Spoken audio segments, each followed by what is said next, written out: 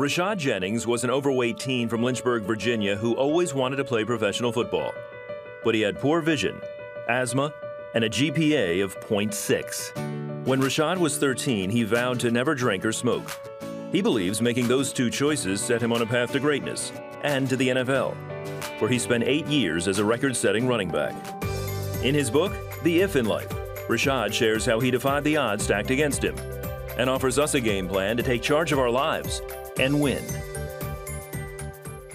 Rashad Jennings joins us now. Welcome. Thank you. Appreciate you having me on. Of course, good to have you here. So you're an elite athlete. In your childhood, though, people would not have maybe selected you as a possible NFL player. Tell me what happened when you're 6 years old to get brought to the Pee Wee football field. Yeah, much less. I mean, athlete. I wouldn't have got picked on kickball teams. Like, I was last picked in everything. You're big, though. Definitely was big. Pudgy kid, overweight. Coordinated? 0.6. I was decently coordinated. Depends on what it was. But I would get tired pretty quick. Yeah. Well, asthma. Yeah, definitely asthma. I had a major asthma attack. I think that was a big turning point in my life. But as far as being that 6-year-old kid, I was definitely picked last everywhere. And it's interesting, too, in reading your book, and it's a great chronicle of your childhood and how you made it to the NFL. You know, coaches, parents tell kids nowadays, play the position you're told to play. You know, Don't bother the coach with, I want to play here, I want to play there. You were persistent, though. You wanted to play running back. Definitely. Didn't matter what anybody said or thought. I wanted to play running back. That's just, I don't know what it was about the position. I think it's because they were always the most athletic. You know, growing up watching, Barry Sanders run the ball and, all the greats that do it. I wanted to be one. And you were persistent. I mean, eventually they kind of put you in that position as an opportunity maybe just to silence you? Yes, it was. It was more so.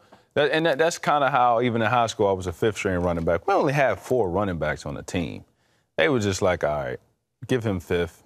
He'll shut up. It'll make him happy. But you learned on those practice squads, right? You took it seriously. I took it serious. And so in practice, I actually would dress up and spat my ankles and do all the wrist tape. Like, I was the prettiest guy out there during practice because the practice was my game. And when it was game time, I was fifth string. I knew I wasn't going to play, so that's why I would be on the sideline. I had my little M&Ms packed in where your thigh pads are supposed to be.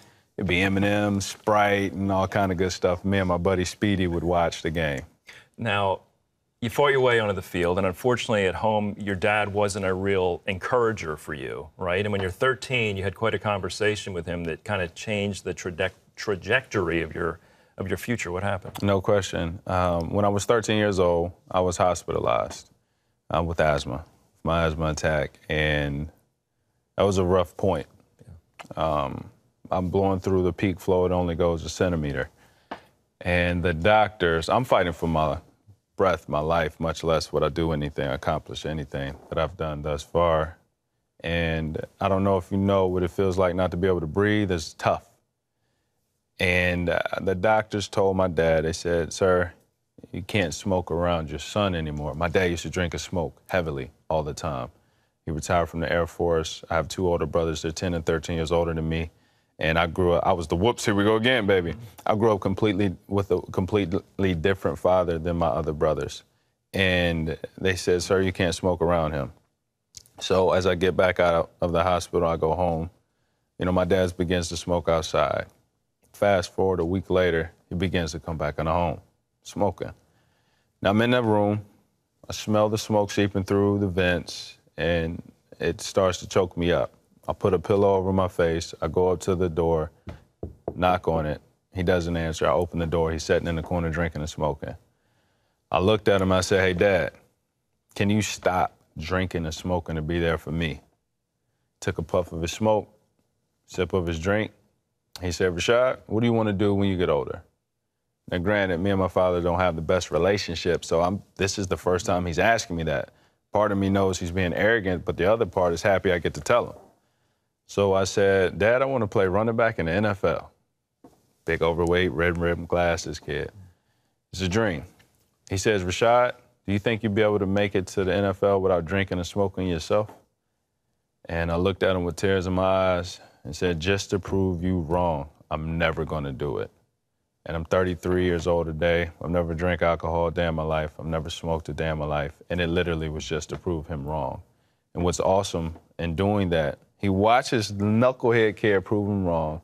It caused him to quit smoking and drinking himself, and we both feel like that is a testament and truly what saved our lives. Took a pretty heartbreaking blow from your dad just in his engagement with you there and turned it into something really good. You were really determined. You also, and this is important for people reading your book, you were ready to play. When you're in high school, I think a junior, 4 running backs go down. Yes. And they call on you. It just shows the significance of being ready. Talk about that a little bit. Yeah, always. I keep something with me, and it's when opportunity presents itself, it's too late to prepare for it.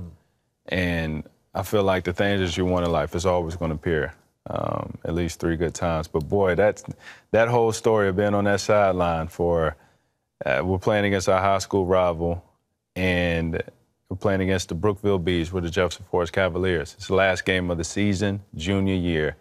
We don't have an opportunity to go to the playoffs. They do. If they beat us, they're in. If we beat them, they're out. So it's like our Super Bowl. But the running backs start going down one by one, right? And they call you in. Right. First string got hurt. Second string got hurt. Third string got hurt. Now, my buddy Speedy is beside me. He didn't earn the name Speedy. He was a guy that didn't play either. Me and him would share the M&Ms and Sprite and everything. And so he's excited. He's like, man, you might get a chance to play. The 4th string gets hurt. So he's going ballistic. You're next. Yeah. Coach scans the sideline, catch eye contact with me, continues to scan the sideline, finds a receiver, puts him in before me. He goes out and gets hurt. And finally, they had no choice but to come to me. And you had a dream game. You really did. 4 touchdowns, right? 4 touchdowns and out of 14 plays, 2 on offense, 2 on defense. And there was a Tennessee scout there to watch the starting running back, and he came up to me after the game and said, Rashad, I came to watch the starter, but I couldn't help but to notice you. How were your grades? Obviously, I had to tell him a .6 at that time. And that's when I transferred from a public to a private. My brothers both went to a private school to coach there for free to pay half the tuition. My parents took a loan, a mortgage against the house to pay the other half tuition. I transferred. I repeated my junior year, 9 homeschool classes, 9 summer school classes. I stopped making excuses and blaming people. Took ownership and responsibility. That's key, isn't it? I just have time, unfortunately, for one more question. What would you tell people? You overcame a lot of obstacles, right? People telling you couldn't do it. You were trying to be ready when you can. What's the message you really want readers to get out of this book? Truthfully, through the book, it's in the title, The If in Life. It's a play on words when you spell out the word life. I mean, life if is in the middle. And I want people to extract that one word and truly recognize it. And the biggest if is if you don't have God in your life, how can you live it? And I go through 15 intimate chapters sharing all of my stories about how that word keeps popping out. Yeah, it really does. It's a great book. Really enjoyed it. Appreciate you and sharing your journey. Yes, very absolutely. Inspirational. Thank you. God bless you. Rashad's book is called The If in Life, and it's available now wherever books are sold.